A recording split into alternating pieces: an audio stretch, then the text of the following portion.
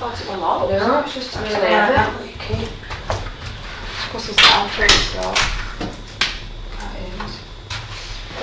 Okay then, Carol. So we've done a video earlier on. We had a little break and to go through some paperwork you brought with you. So we're back in now. So we're still at the same date, Monday 2nd November 2015, and the time by my watch is 20 to 2 in the afternoon. We're at Normanton Police Station in the video suite. I'm DC 974 Bria, and in the monitoring room we've got PC 6496 Wilson. Yeah. So all the same as we were before. Yeah. Okay. And your name? Carol Higgins, Carol Denise Higgins, 23rd of the 4th, 1969. Okay. So in the first video that we did, you told me lots of things about sexual abuse that happened with your dad, Elliot Appleyard. Yeah. Like I said, we covered a lot in that first interview, but what I'd like you to try and concentrate on for this interview is the specific times that you can remember. I know you said it happened, the sexual abuse happened 3 to 4 times a week over sort of a 2-year period. Yeah. And I don't expect you to remember every single occasion that it happened. But in the first interview you spoke about the first time it happened, you spoke about the time where you were laid in front of a fire, because you remember the fire burning your leg, and you spoke about the time where you'd gone to Sweden and it was in the cabin and your brother was trying to get in the cabin. So if you can think about any information about those 3 times or any other times, just things that led up to it, if you can remember things that you were wearing or he was wearing, things that were said, anything like that.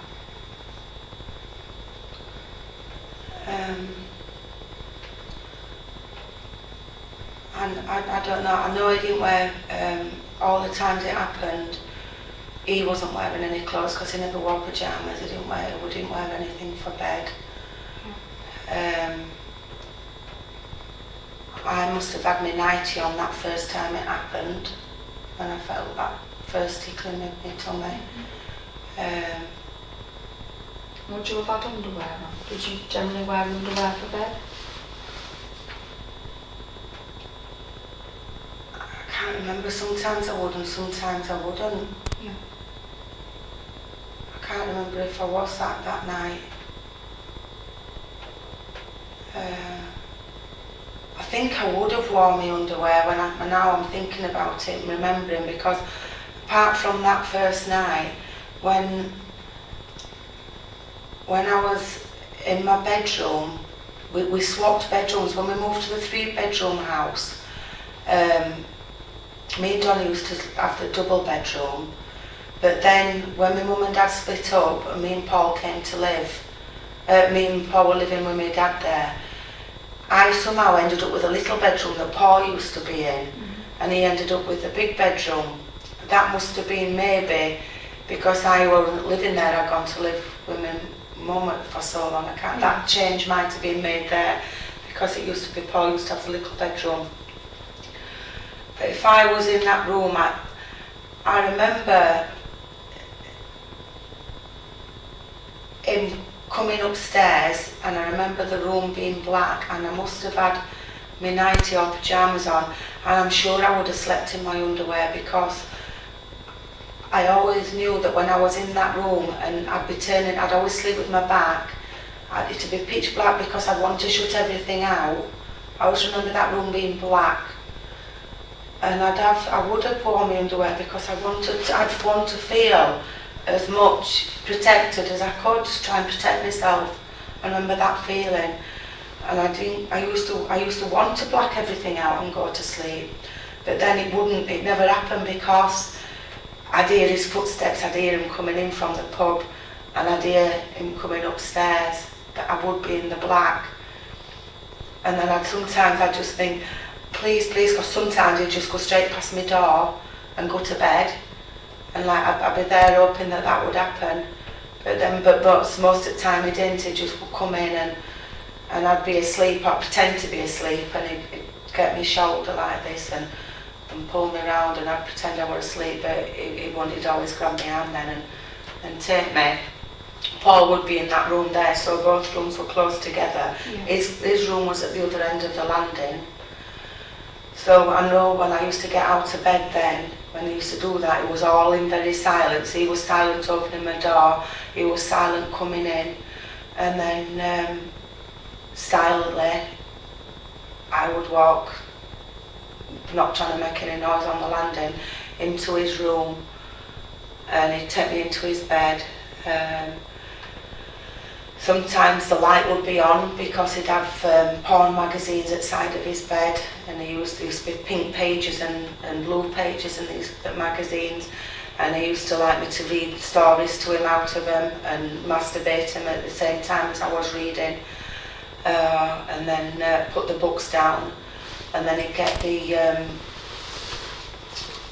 condoms, which he always kept in a drawer at the side of his bed. And I remember him lifting my nightie up, so I was wearing a nightie, and taking my pants off, being in his room. And he would, sometimes he would have me straddle him and sit on top of him, and you know, move up and down on top of him. Most of the time he would get on top of me. He would open my legs and get on top of me most of the time. And it would probably last for about 10 minutes, something like that. So the whole process would probably last about 10 minutes. I would moan and make noises, and I would like wriggle underneath him, because I worked out that if I did and he thought I would enjoy myself, that and it would make him come quicker, so it would be over and done with. I'm trying to think now. I can't remember what he did with the condom afterwards. I can't remember how he got rid of that. Would he say anything to you when he took you to the bedroom? I'd read magazines, or he'd tell me how lovely I was, but that was in the grooming side of it. That's when I'd go for walks with him, he'd say to me how mature I was, how beautiful I was, how I had understanding beyond me, you know, I was mature, wiser beyond me years, or something like that. I can't remember him talking to me when we did that, and I don't think he would have done either, because Paul would have heard him, and it was all about keeping this big dark secret. So I don't think he did talk to me. Mm-hmm. And if I was in his bedroom and I was reading to him, it was me reading to him. He wasn't talking to me. And when you say that you'd read to him and masturbate him, would that be to the point of ejaculation? Sometimes would and sometimes wouldn't. Sometimes, like I say, like to that point halfway through, he'd put I'd have to put a condom on. He'd get the condom, reach for it, or yeah. Sometimes he did it, sometimes I did it.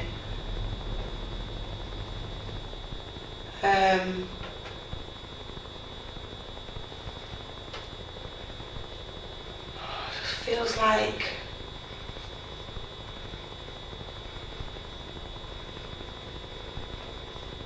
I don't know. It was. I'm trying to describe what it was like. It was just normal for me to be quiet and for me to go in there and just. He didn't have to talk to me to give me instructions. I just followed whatever he said. I knew what to do. If he walked in his bedroom and he was fully clothed, and say it was in the afternoon or tea time, and he'd bend me down on my knees, he'd get me, put his hand on my shoulder and put me down, and he wouldn't have to say, give me a blowjob. His actions, he just did things to make me know I just had to comply. So he'd take me in his bedroom in the afternoon, unzip his trousers and his jeans, he'd wear jeans, if he unzipped them, and he'd often have a lumberjack shirt on. He'd do that, and then he'd just push me down, and so I knew I had to give him a blowjob. Yeah. He wouldn't tell me what to do, so there wouldn't really be any speaking. The kissing, I know he used to kiss me a lot, because he had this fantasy about me being his girlfriend, or becoming his wife and living together with his ring. And I remember his kisses were disgusting because his lips would be like open like that when he kissed me, so I'd get all the wet saliva, even with a peck. He's wet, it would be really wet, and it didn't feel like a father-daughter kiss, where you just go and you wouldn't feel that. So, and he made out as if we were boyfriend and girlfriend, like he loved me, but there was never none of that I love you or anything like that. I wish I could hear his voice, and I don't understand why why I can't remember as much as I want to remember. I can't understand why. I don't know if it's because I've shut it out, or whether it was genuine silence to it all, to most of it. I don't know where the sound's gone to all of it. It's a silence, or I think it was just about keeping silence. So like when we was on the ship, I wouldn't make any noise, it was just because Paul might have heard, so that's all I can remember, silence to it, so I can't hear a lot of words. I can't remember exactly what he said to me. I know Carol, I can remember his aggression in his voice, I can remember that.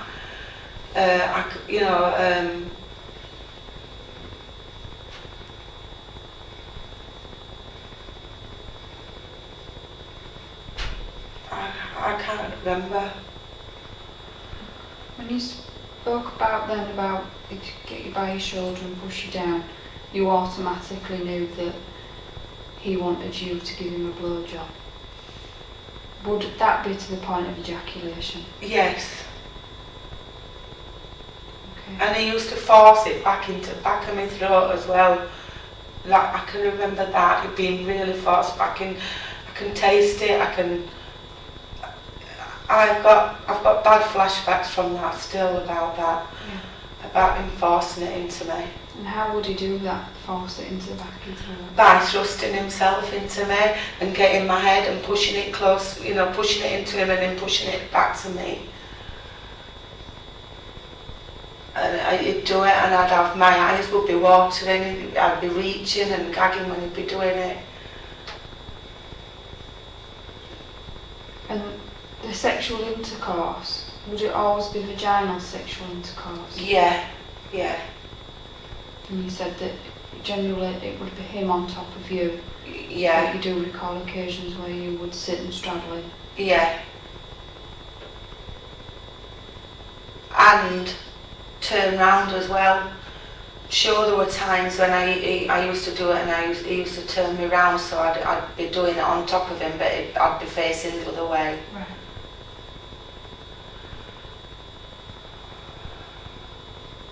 And then I know the underwear, it must have been my underwear, I can't remember, but I used to have this brush, and it had a white handle on it, and it was like a round brush.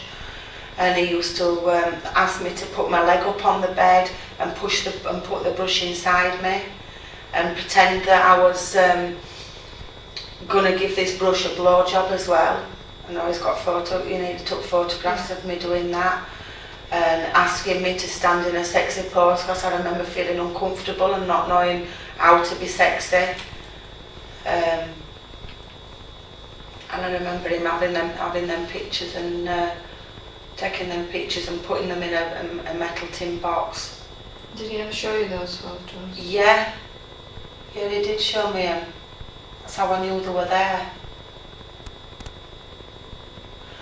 I remember, I don't think it was this underwear, but I remember my mum and dad years ago, and at Christmas, they used to have Christmas parties, and my mum, the people from Denbigh Payall, the people who owned it at that time, they come to our party, and there was some green satin underwear when I woke up the next morning. My mum and dad had been arguing, and there was this green satin underwear there, and I remember being really hurt and thinking, Dad, why are you being a dick? Why would you hurt my mum this way, you know, by flirting with other women? And I swear to God, he thought I was being jealous. But I weren't, I were angry because he was making my mum feel like that, you know, flirting with, because my mum were always a big woman, a large woman. And I just remember him, I used to think, why would you want to try and make her jealous, and why would you want to, you know, make her feel insecure? But why would I think that at such a young age? Mm. And I think he thought that I was jealous because of that underwear. It's weird how I've got that memory, but I weren't. And maybe they're the things that make me think, so my chest hurting a bit now talking about it, that I've given him some kind of encouragement, you know, for him to do what he's done. Just like I didn't like it when my mum was unfaithful to her husband, you know, when I was telling her about when she kicked me out when I was 16. Yeah. I just had a thing about me that, you know, if you hurt somebody, because I must have thought back then, do to others as you'd want them to do to you, I don't know. Yeah. I know I used to didn't go to church, but my mum and dad didn't take us to church, but I went to Sunday school, so there'll be some things that, you know, that I've picked up and learnt there. When the acts took place then, would it be more on an evening when he'd come in from the pub, or through the day when he'd catch him off? He had opportunities during the day to do it when I was off school, and we'd drive around as if, and he'd hold my hand in the van, we'd go for walks, and he'd treat me and I'd go along with it. He'd hold my hand like I were his girlfriend, and we'd go and do chores or go shopping or places like that. And when Paul wasn't around, he would treat me like a girlfriend, and I went along with it. And then he'd come home, we'd get back home, and sometimes in the afternoon, not just that downstairs where the fire was, so he'd take me upstairs and order me to get undressed, and he'd get his condom out and we'd have sex. This is what I'm struggling to remember, the aftermath of it, because when after the sex I'd get up and get dressed, but then I must have just carried on as normal. I can't remember how I felt afterwards.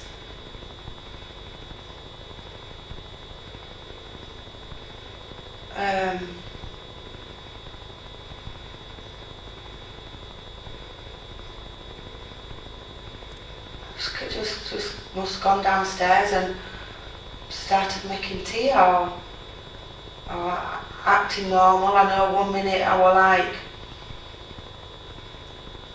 it was confusing for me because part of me wanted to act like a teenager and go out with my friends and things like that, but when I did, I'd always get into trouble because he'd be jealous of me going and doing that if he saw me. So then his anger would make him want to do it. So then I'd come home, because our Paul would be sent up village to come and get me, and I'd come home. So then he probably wouldn't do it then because Paul would be around. So then it would be when he come in from the pub. So it's almost like he banked it. And so by him doing that, by coming home and waking me up and taking me into his room, kind of, I don't know, I feel like stamped it again, do you know what I mean? To confirm that it's not going to stop, you're going to have to, stop knocking about with your friends and that, because I'm not going to stop doing this, I don't know. The love bites were always there. So I never had boyfriends anyway, to go out with. It's like, when he got arrested, I'd been told, or I don't know if it was my brother who told me, that, or he'd said, I don't know where this has come from, that I'd slept with loads of lads, and I hadn't slept with loads of lads because he was controlling me that much. And the love bites would be deep blue, black and purple, so they would last for a long time as well.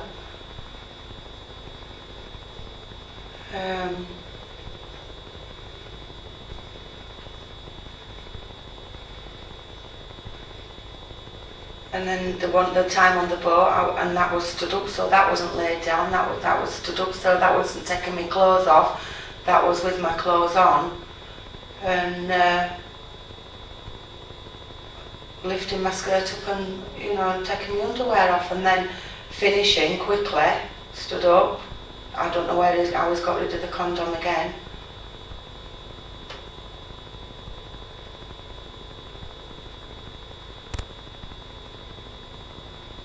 It just feels like I just got really efficient at it, I feel like I was in some kind of efficient mode just to get on with it and get it out, get it over and done with.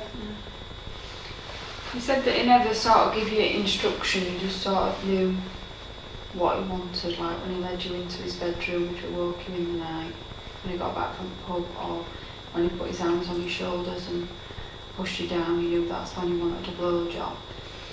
But in the beginning, was there any instruction to tell you what to do, or did he show you what he wanted or guide you? Do you remember any of that?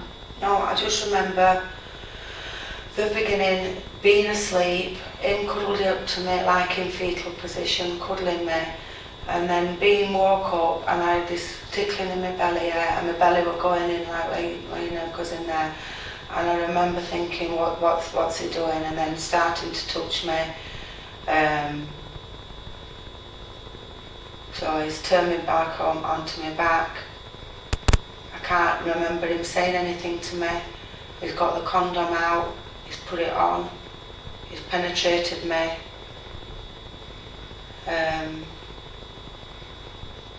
For about 5-10 minutes, I don't know forever how long it's gone on for. And I know that when he did it, when he'd finished the act, he was still on top of me and he was still inside me when I did say, what would my granddad say if he knew what you'd just done? And he says, don't worry. I'm sure he says, sweetheart. Don't worry, sweetheart. He believes the same as me that fathers should break their daughters in. Did he ever cause you any injury? No, he didn't. Even though I had the internals and they said I was bleeding internally, and when they had me jumping up and down on blotting paper,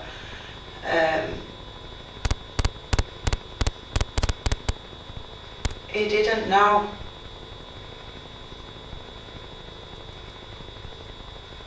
Yet I can remember him fingering me roughly. I can now. I can remember him fingering me roughly, and I can remember feeling bruised, feeling hurt, but no. When would that happen?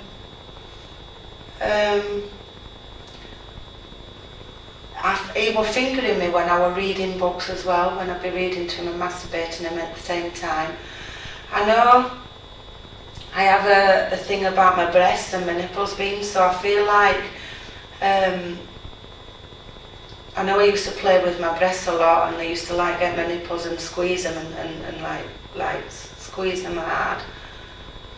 Because I remember later on in sex I used to get a weird strange feeling if anybody touched my nipples, and I know, and but it weren't a pleasurable one, it was something that, but, and I know that I used to have dreams, I used to have nightmares, that I used to be stood on my head with my legs open, and I'd be in Sisek Club, and there'd be a queue of men, and they'd be queuing up and walking past me, and they'd all be dipping their fingers inside me, as they were, going like that, and then going past, and then going round. I used to have that dream, that nightmare, and because of the way I feel like he's been touching me inside all my life, and And I feel like he's been, even when he was changing my nappy and doing things, I think he's been stroking me and touching me and kind of like grooming that pleasure zone because of how sexually I have been active within myself, you know, with like from a young age I've pushed my hand up against, you know, and like self-masturbated, and I've done that from being as old as I can remember. When's the first sort of time you can remember? What age do you think you were then? Don't know, because I know from climbing the rope at school, you know, and like doing things at, you know, at gym and going up to the rec at school, in the playing field that we had at top of our street, climbing up the rec, that pole. So from as long as I can remember, from as long, far back as being 3, 4, 5, and like even pushing myself up against the door to get some sexual pleasure. I've always had this. So I don't know if it's normal from a young age, from as long as I can remember. I know I've always had this feeling of wanting to stimulate myself. When you said that you're remembering fingering you roughly, I think I know what you mean by that, but can you just explain what you mean, what he actually did? He used to put his fingers inside me but open them up a little bit, and they were wide. And he used to do it aggressive like that, kind of thing, and bang it and slap me, you know, slap it up against me, and that's why I would feel sore and bruised. I think there was some bleeding because I can remember, but I don't know, his nails used to scratch me. I think that's where the bleeding was, if there were any bleeding. But then I don't know, because there was internal bleeding, you know, when I went there. When I give my forensic evidence, they did swabs. They took swabs of me and they were bleeding there. And it, you know, it wasn't due to my period. When you said that he put his fingers inside you, where we're talking? Inside my vagina. He didn't do anal. No anal sex.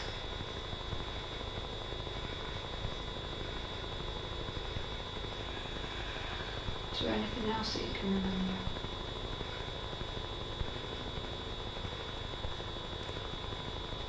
Trying to understand why I don't remember every incident.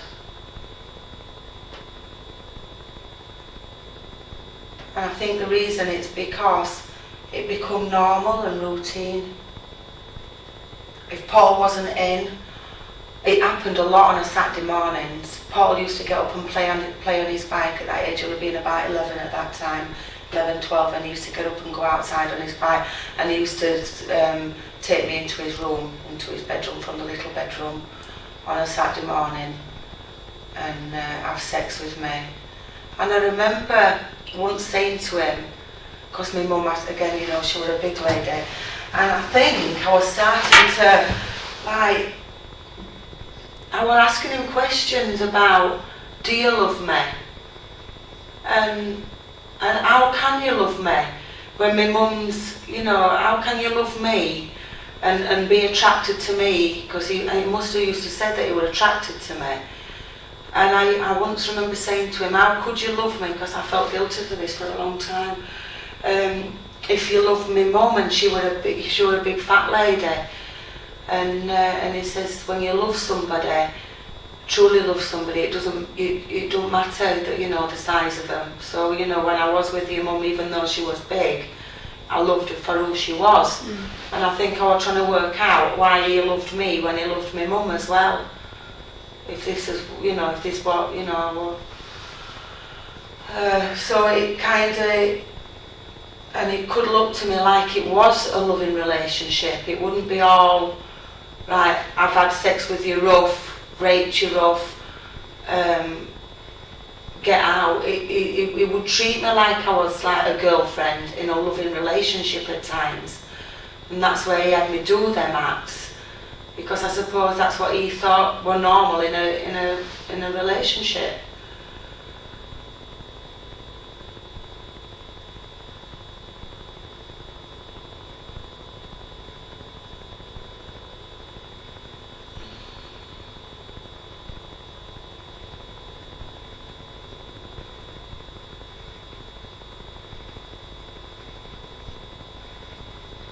to anything else that you can remember?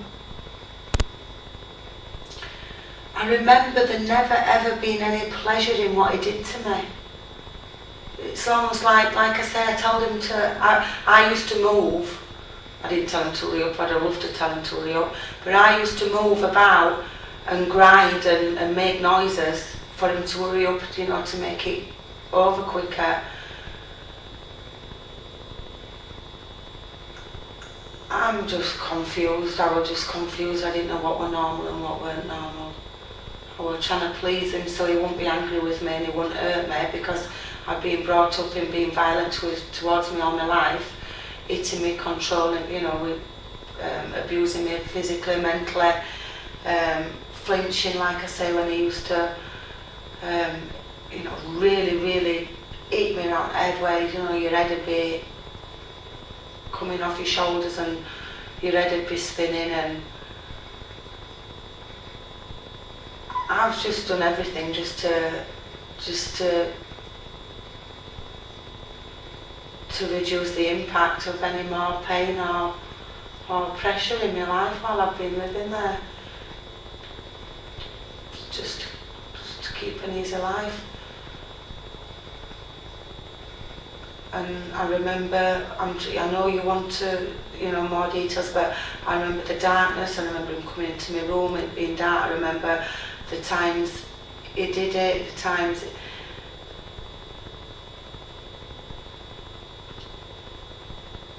that, you know, he's laid down and got on top of me, he's done it, but I can't remember, you know, he didn't strangle me to do it, he didn't, I just was compliant with everything he wanted me to do. And when he put the ring on my finger and gave me my mum's old engagement ring, and that was in the kitchen, and he used to tell me that his friends used to live with their daughters, and it were normal as man and wife, you know, and we could live like that, you know, happily ever after until I were old. If, you know, it would just, you know, I would just have to keep it a secret, because in the eyes of the law, you know, it was illegal, but it was, you know, it was attainable. You know, I could, and I suppose part of me wondered whether I actually would end up living like that, because, you know, I loved him and I was going along, you know, with what he was suggesting.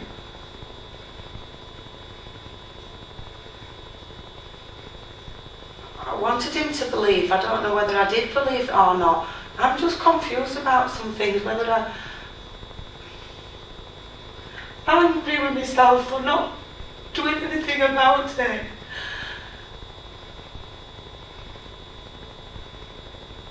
For making him believe that it were alright.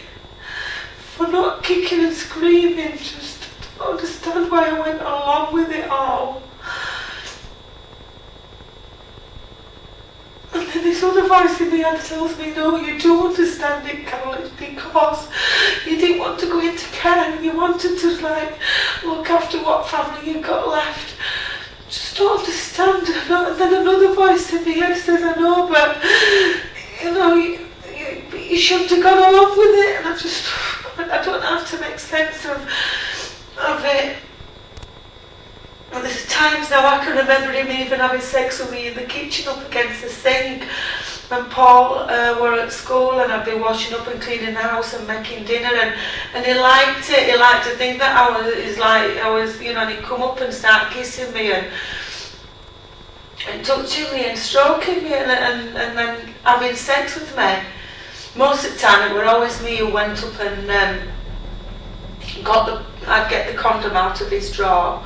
If it wasn't in his room that he'd do it, and I'd bring it back down and I'd have the condom and I'd be masturbating him, and then he'd have me bend down and put the condom on, and then we'd have sex stood up, or he'd lay me down on the kitchen floor or in the room, or sometimes he'd be in the kitchen and he'd be kissing me and stroking me and cuddling me like a girlfriend, And then he'd take me and he'd walk me upstairs and take me upstairs like I was his lover, and then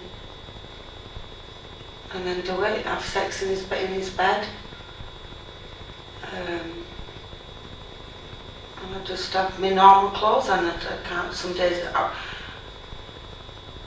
I wouldn't often go to school. School bobbies would be knocking at us doors because I wouldn't often go to school. So I imagine I just had my jeans and t-shirts on, or my normal clothes, and I'd take them off and then I'd get dressed again afterwards.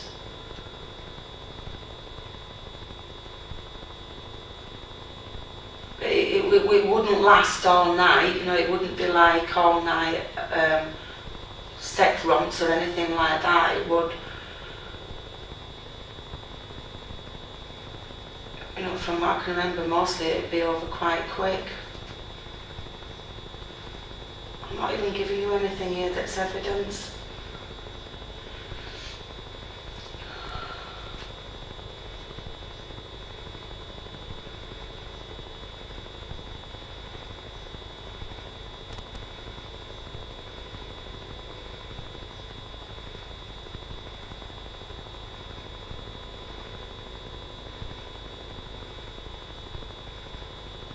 He told me that if I got pregnant it would be an albino baby and it would have pink eyes and white hair.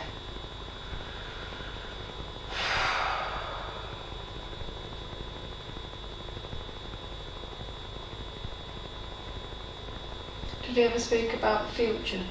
Yeah, all the time we used to speak about the future, that we would live together happily ever after, like his friends did as man and wife, even though we couldn't have babies, because that's what would happen. You know, and he got friends that actually lived like that, and that we could live like that.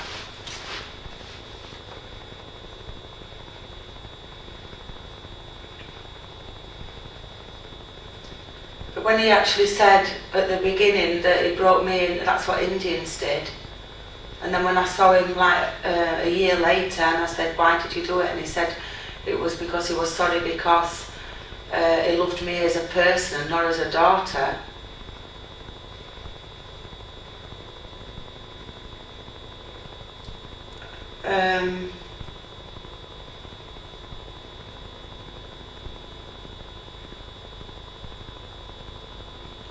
Completely contradicts what it did, because the first, now I didn't know that back then, but the first when he said that to me, if he said father split the daughter, and the way babysitter told me how he abused me, I know that he knew, he thought that I'm going to break my daughter in, you know, from me being born. But then when he said a year or so later that he was sorry because he loved me as a person and not as a daughter, then he's making out there as if he's only just, I've got to an age and he's fallen in love with his daughter and he's sorry for loving her in that way. Do you know what I mean? It seems it's not. He knows from the beginning, from me being born, he must know that he had that planned to do that to me. That's how it feels like. Because all my life I've been, why me, why did this happen to me, why couldn't, you know, because like, I've felt like I've had no family at all because of it, because of the fallout from it. Well, I haven't had any family because of it. Why me? Did I suddenly get to an age, was I being provocative, you know, was it the way I dressed, or did I try, you know, did I lead him on in any way? It took years for me to realise that I obviously didn't. He had it planned to take me, you know, from me being a baby. Or so he wouldn't have said to Julie Garside, Karen Garside, has your father broke you in yet?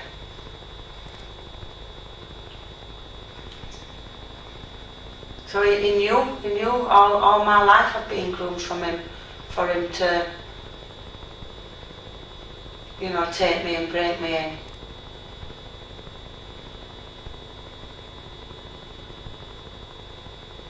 And for him to groom me and make me into a wife.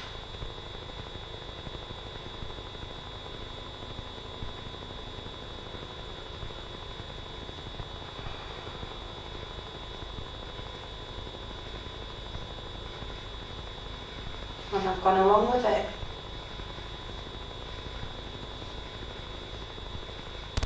You know, he never had to beat me during it to make me do anything. He'd already groomed me and done all that to me when I was a child. I wasn't allowed to say no to him, you know, when he answered back or anything like that. Or anything, you know, he didn't have to. He'd already done that, beat me and made me suffer and bend over the settee while he beat me and beat me and beat me and beat me and until, you know, he decided to stop, until I were absolutely, you know, dancing, red raw, holding myself, and it's, you know, and it'd be, you know, if you don't stop crying, I'll give you something to cry for. And he's beat me for, I used to wet bed, and then so on a night time he used to beat me with belt before I went to bed and say, if you wake up in the morning and you've wet bed, you get same in the morning. And I used to get up in the morning and I'd wet bed, and he'd bend me over, make me bend over, I'm down on my hands and knees, lift my nightie up, and he'd beat me and beat me and beat me with a thick black leather belt. And he'd beat me and beat me and beat me, and until I'd become compliant and not said anything. So no, he didn't beat me, you know, while I was doing it. On the last night, he beat me, and I was on the floor. I was crying and I was shaking, and I was on the kitchen floor, and he was kicking me in my stomach and in my back, and he was telling me to get up, you're pathetic, get up. And I was saying, but I wanted to stop, I can't take any more. And I was shaking, and part of me felt, I knew what was happening that last night, and part of me felt like I was putting it on for him to realise the severity of it. It's almost like I got conditioned to take it, but I wanted him to stop so much. I kind of remember almost making myself shake, even though I was shaking, I wanted him to know the severity of how he was making me feel and what he was doing to me, because I wanted it to stop so much. And he would, you know, he just says, get up, you're pathetic. And that's the night, you know, when I left home and I ran away and I never went back. What started that incident? That's the thing I'm trying to remember. That's black as well in my memory. I try and remember that. So he had sex with me that tea time. He'd had sex with me, and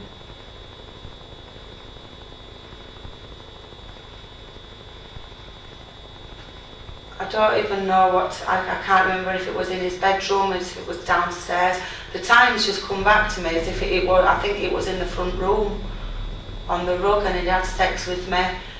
Paul must have been out, or I didn't know if it had been that day. And we'd had an argument about something. I think there'd been an argument about something.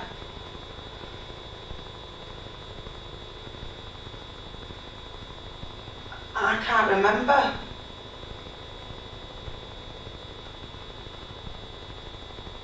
I can just remember me getting really angry and upset and crying and throwing myself to the floor, shaking, bringing my knees up and shaking and everything, and saying, leave me alone, I want you to leave me alone. And like I say, he was sticking booting and saying, get up, you're pathetic. And I remember thinking, this is it, I've got to go, and I'm going to wait while he goes to the pub. And he went to the pub, and then I went and got on the bus. But I saw my friends on the bus. I'm sure I saw my friends on the bus, and I told them what had happened. But then when I did get to my mum's, and during that week I hadn't got any clothes, because I remember thinking, should I take my clothes with me? Or I never took any clothes with me, so me and my mum went back, and it filled me a dustbin liner bag full of clothes.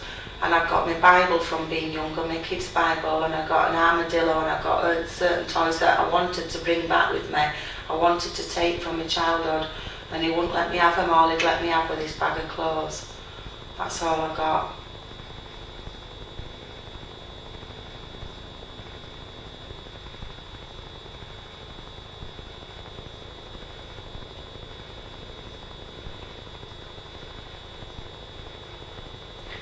I'm just going to nip next door and see if Alex wants me to ask any questions that I've not asked.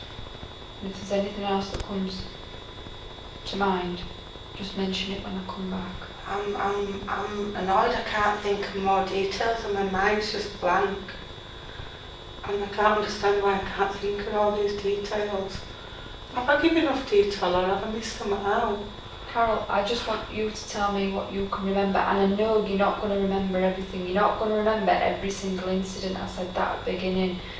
All I want you to do is tell me the incidents that you can remember, and you've done that.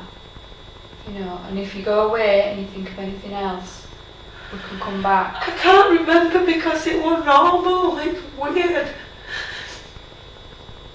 I wanted to try and remember more stuff and everyday routines and me cooking dinner and acting housewife and doing everything and that's just how simple it was. But if that's how it was, Carol, that's how it was. And that's what you're telling me. And that's all that I want from you today. Don't punish yourself for things that you can't remember. If you're saying that that was normality, you stayed at home, you cooked, you cleaned, he had sex with you like he was his partner, then that's how it was.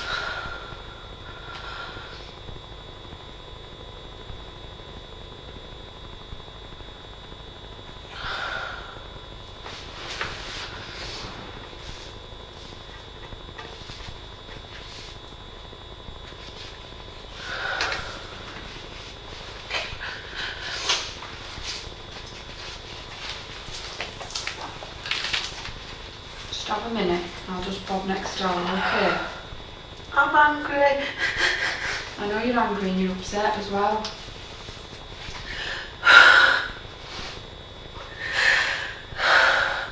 Why angry? I'm angry, it's not going to be enough because I can't remember enough detail. And I'm not saying it's not enough. It's not just about what you're telling us, and I explained that earlier. You know, I need to get as much information as you can remember from you. That's one thing ticked off the list then. We've got your evidence, that's your evidence. Right? And then all the people that you've mentioned through your video that you've spoken to, or you think that they might know something, then Alex needs to go speak to them.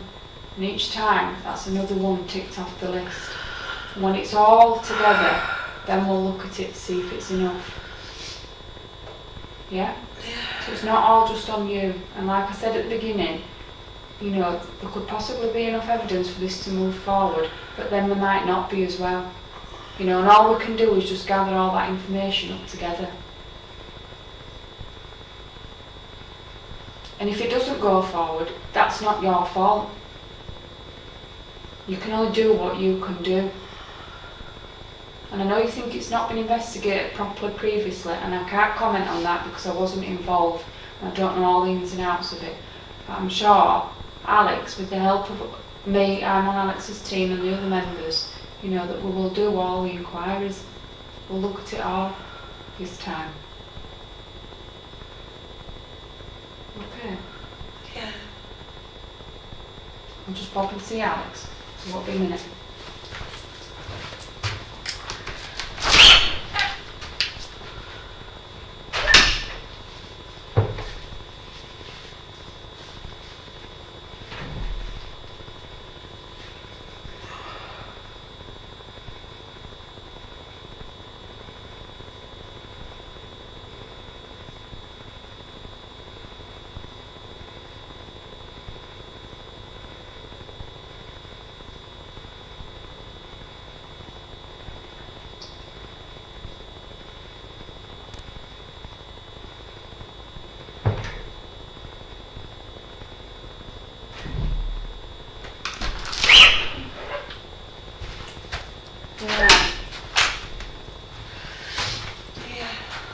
I just feel bad because I know afterwards, this is where I feel bad, like I played a part in it, because when he did finish afterwards, there was some times when he would lay there like a couple, do you know what I mean? And it would be loving to me. But if that's all you've known, that's the bit I feel guilty about, because I know that I helped him normalise it. well, you didn't help him normalise it, because at the end of the day, Carol, you were a child.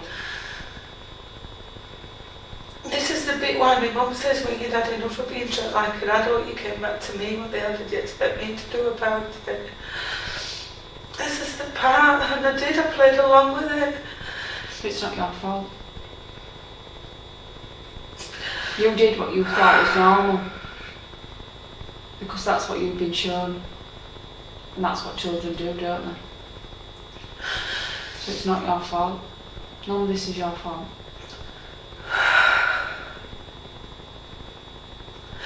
And to be in such a chuffing need a little slag, it wouldn't have happened. Just wanted love and affection, and I just do all for it.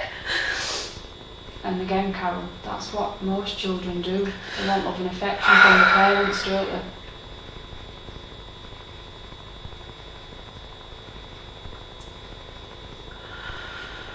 That's all I wanted.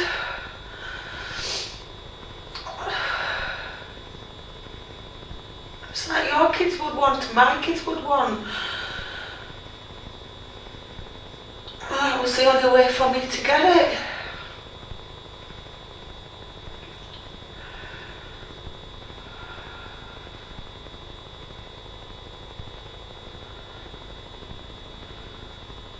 But I wasn't the only one. So it's not just me anyway. I used to think it was just me for years, and now I know it's not just me. It couldn't make it better, but in a way it does. It's horrible, but I said that because of the other girls that have suffered, but it does make it feel better that it's not just me. When you say the girls, you're talking about Tony? And Julie, and I think there will be other people as well.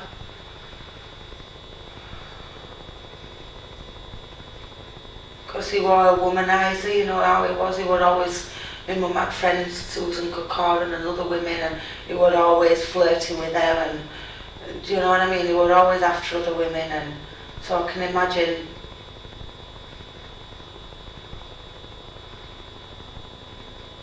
I don't know, maybe my mum's interview might show. She's never been interviewed. She might know about Julie Garside. She might know about other girls. Like you say, I was young, and to me there's a big cover-up story. There's a lot more going on than what's, you know, I used to think for years, why me, but I don't think it is just me. It's not just about breaking your daughter in, obviously, because he's done it to his niece, and he's done it to other young girls. But it's not just incest either, is it? Because it's not just within the family, you know, that he's done it. There's a lot more, and I think there's more people who's done it too. What's some of those inquiries Alex has got to do? Pains in my back and in my body. Are you going through it all again, aren't I you? feel like I'm just holding it. I always have though. All my life I get stress pains in my body. That's like post-traumatic stress. Even my bed don't feel like a safe place to go and relax in. You know, sometimes like when we did self-help groups, it was like find a place, you know, that where you can relax and you feel safe, but nowhere feels safe. You know, nowhere. It happened everywhere I went.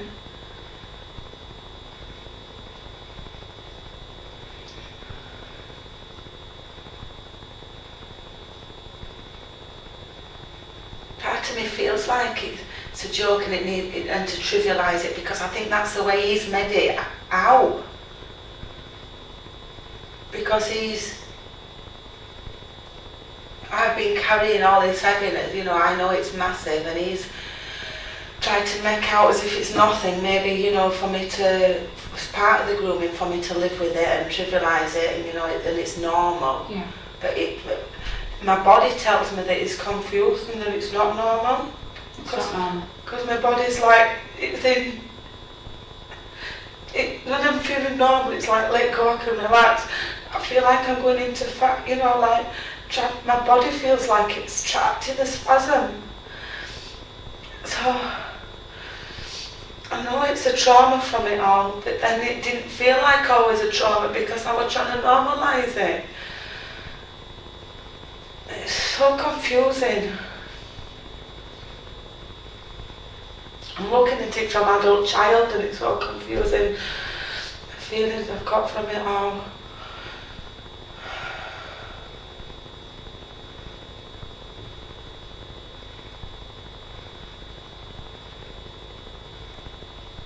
Part of me feels like I can't believe I've got nerve to fight him. You know, to say that's, you know, that it's not normal and that it's not right what he's done and that I am fighting him. Because he's just been this big presence all my life. Has this big power over me and control. But then I went to his house a few years ago, probably about, that was in St George's Church, so it's got to be about 8 years ago or more. And I went to his house and I'd been to a sermon in St George's Church and it was for Father's Day, for a sermon on Father's Day. And I felt like I'd taken an ecstasy pill and all my body had like flushed through from my feet down through my all up my legs, on my body, my arms. I just felt this warmth, this hot, like I've been told since it's adrenaline, it was adrenaline, and my body was just pumped full of adrenaline, flushed through every morsel of my body, and I've just got this vision in my head. It's like, go to Denberdale, go and forgive him, buy this card, and I did, and I took this card. In case he wasn't in, Father's Day card, and I wrote in it saying I forgive you for what you've done, because I've been scrutinising about forgiveness from my past, you know, for years, just so I could feel at peace, so I could live with myself. And you know, the church I've gone to is like, you know, I thought, well, is there something in this forgiveness that's going to help me, you know, heal? And I went to his house and I knocked on the door, and Janet answered the door. And she told me to come in, and I said to him, and she went in the front living room then again, like at the top of the market. She disappears, she's never there, she always disappears. And she went into the front living room, and and I said, I've come to forgive you. And he started talking about the arguments that him and my mum had over the years. You know, the violence with holding the guns to her head, and the machete and stuff like that. And he started talking about the arguments that him and my mum had had, and I says, I know, and I would he wouldn't let, my mum wouldn't let him come to Donna's funeral, you know, when my sister committed suicide. She wouldn't let him come. And so we're trying to make me feel sorry for him. And I says, I know what happened between you and my mum. I says, I was there, and when I was growing up, I watched it. I says, but the difference, I says, you were, but the difference being, I says, you two were adults. I says, but what you did to me, you was an adult, and I was a child. And I said, and I thought you might be at least sorry for what you did. And he just went like that. I'm sorry, inaudibly, so I couldn't see him. I said, I thought you'd have looked at me and, you know, said you were sorry anyway, I'm going, I've said what I wanted to say. And I went, and he kissed me on my shoulder, that horrible way, you know, his lips were like wet and like, and he kissed me like that. I remember cringing and going, and but the reason I believe he hadn't looked at me and said he was sorry and audibly, you know, and so I could hear me, was, I believe, because his wife was in the next room, and if she'd have heard him say sorry, that would have been an admission, because that was years after she asked me, do you know what I mean? We're talking, St Joy, if I've lived in Ackworth, like coming up to, we're talking nearly 8 years ago, something like that, when that happened.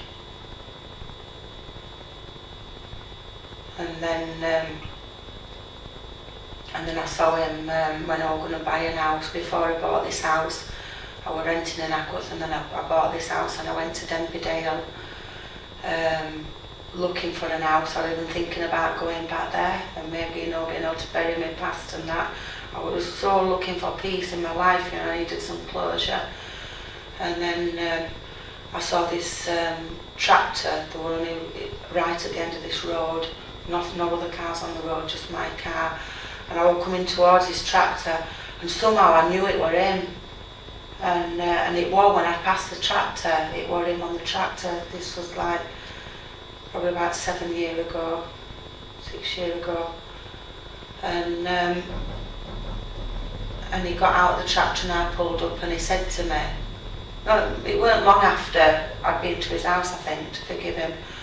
And he said to me, did you tell our Paul that you'd been to see me? And I said, yeah. And he says, and what did he say? And I said, he said to me that once a paedophile, always a paedophile, I never have anything to do with you. And he said, but I'm not a paedophile. And I went, but you obviously are. Because it weren't just me either, you know, there were our Tony. No, there was not. And he was in denial then that he'd done that to me and to our Tony, or to anybody else. So he's in total denial that he is a paedophile. So that was another time. And then another time, our Jake, my son, he'd been all his life growing up saying, where's my granddad, why don't I see my granddad? And I said to him, because he's a bully, he's a violent man, you don't want to see him. And then he wouldn't stop talking about him, so I took him to see him. This wasn't long after I'd been to his house to forgive him. He wanted to go, and our Jake was sat there talking to him in the kitchen, and Jake was like chewing his collar like this, and he was telling him that he'd got a cat, and my father was saying how he don't like cats, and our Jake says, if you hurt my cat would kill your dog or something like that. And it was stupid. And he replied, if your cat went for my dog, or if your cat killed my dog, I'd kill you. So he's trying to kill my son. So it's like he replied with like that. And we said goodbye. We got up.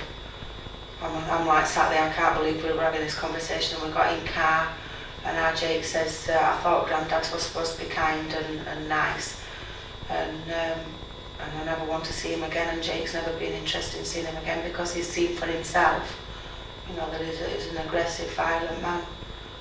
And so, the times I've seen him in the years, since leaving home, that time.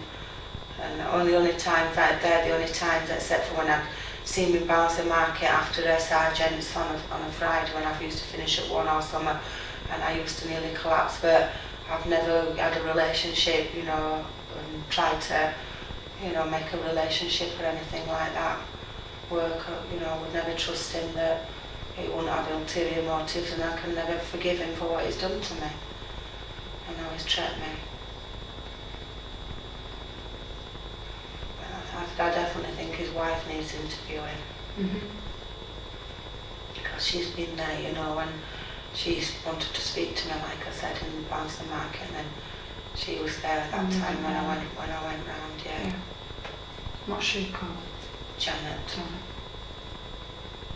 Yeah. And I've heard he's been violent to Pauline, his stepdaughter. He's had them change the name to Appleyard, because they're not Appleyards. And then Pauline and Simon, I know people have said he's been violent towards them. I don't know if he's been sexual towards them, but I know he has been violent towards them. Mm.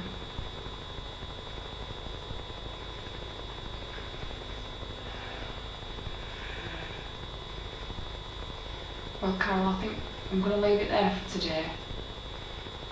Unless there's anything else that's jumping out that you need to tell me about. No. I just know there were a dirty old man at top of the street called Mr. Fallowfield, old Mr. Fallowfield. And I know me and Louise Senior, we found a stash of porn magazines in his shed. And we used to take them up to the woods, and we used to sit in this shed and we used to look at them at times. But that's just making me think that he might have known about that, and that's why he had me reading porn magazines. I don't know. Or whether that's me just feeling guilty, because for me that was a normal thing, what we found in Louise's. But Louise's, although he was known as a dirty old man, and I think he used to have Adele sit on his knee, you know, we knew of dirty old men, you know, in the village, and that's what they were, you know, that's what they were classed off north, you know. We never knew anything else, and, you know, never knew about any other sexual incidents, you know, with older men with the daughters or out like that. But I know that I knew about sex from a young age. I know I did. I'm going dizzy now, I think, you know, I'm going lightheaded like with a lot of it. Well, we'll leave it there for today. Yeah. Okay, so the time by my watch is 2:45 in the afternoon. So still, if I come up with, if I can remember anything, do you still want me to write it down? If you remember anything else,